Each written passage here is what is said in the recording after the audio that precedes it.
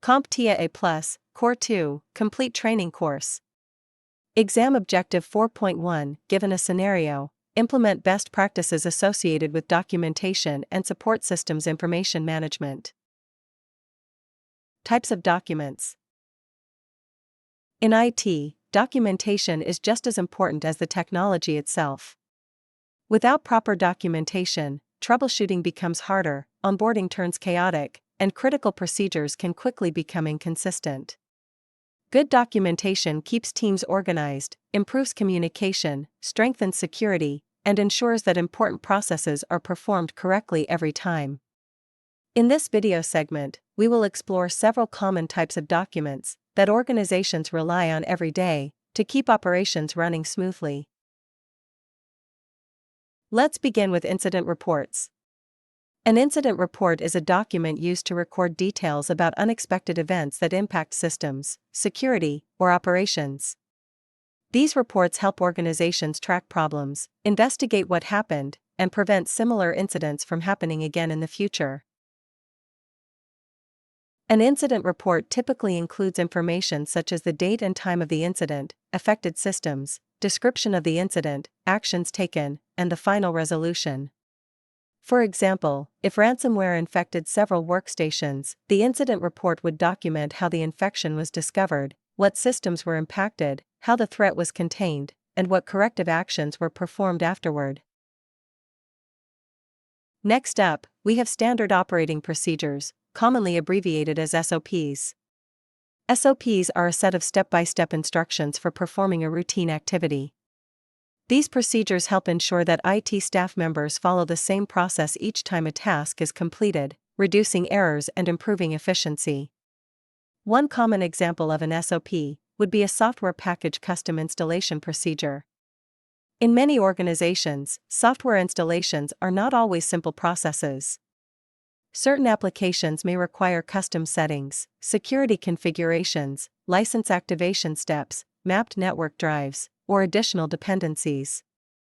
A custom installation SOP documents each step required to properly install and configure the software so every technician performs the installation the same way. This improves consistency while reducing configuration mistakes and troubleshooting headaches later on. Now let's move into onboarding documentation. When a new employee joins an organization, there are usually many tasks that need to be completed before they can begin working effectively. Having an onboarding checklist helps ensure nothing gets overlooked during the setup process. This checklist may include creating user accounts, assigning permissions, configuring email access, setting up multi-factor authentication, issuing devices, installing required software, and providing access to shared resources. By following a standardized onboarding checklist, organizations can improve security, maintain consistency, and help new employees get up and running much faster. After all, showing up on day one without access to anything is usually not the best first impression. On the opposite side of onboarding is offboarding. When employees leave an organization, it is critical to remove access to systems and company resources quickly and properly. Having an offboarding checklist helps ensure this process is completed consistently and securely. Common offboarding tasks include disabling user accounts, revoking VPN access, collecting company devices, removing access to shared resources, resetting passwords for shared accounts, and recovering software licenses.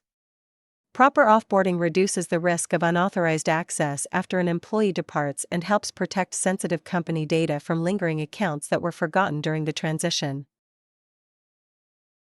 Last up, we have service level agreements, often abbreviated as SLAs. An SLA is a formal agreement that defines the level of service expected between parties. These agreements help establish expectations for response times, system availability, support responsibilities, and performance standards.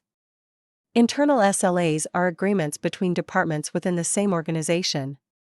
For example, an internal SLA may state that the IT department must respond to help desk tickets within 4 hours or restore critical systems within a specific timeframe. These agreements help ensure departments understand service expectations and accountability. External or third-party SLAs involve agreements between an organization and outside vendors or service providers.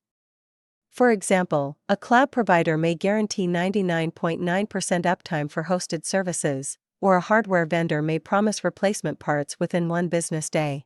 These agreements become especially important when organizations rely heavily on external providers to support critical business operations.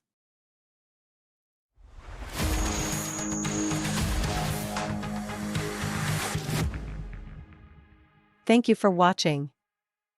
Subscribe for more great content.